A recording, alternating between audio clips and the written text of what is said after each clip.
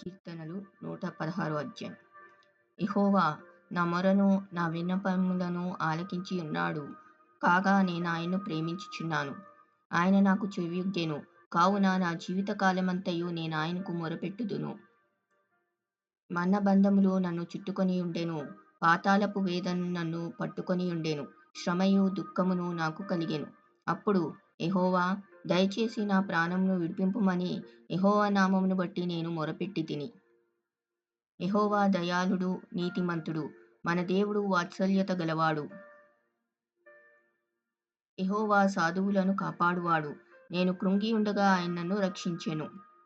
నా ప్రాణమా, యెహోవా నీకు క్షేమము విస్తరింపచేసియున్నాడు.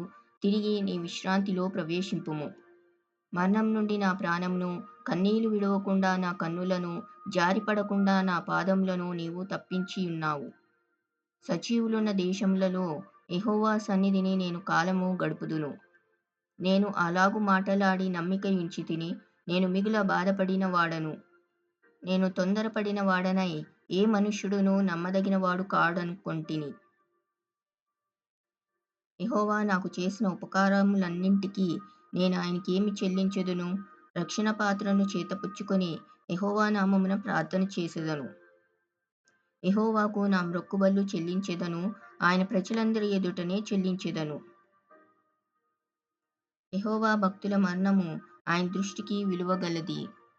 యెహోవా, నేను నిజముగా నీ సేవకుడను, నీ సేవకురాలి కుమారునై ఉన్నాను. నీవు నా కట్లు విప్పియున్నావు. నేను నీకు కృతజ్ఞతార్పణ అర్పించెదను. యెహోవా నామమున ప్రార్థన చేసెదను. ఆయన ప్రజలందరి ఎదుటను, యెహోవా మందిరపు ఆవరణములలోను, యెరూషలేమా, నీ మధ్యను నేను యెహోవాకు నా మ్రొక్కుబళ్ళు చెల్లించెదను. యెహోవాను స్తుతించుడి.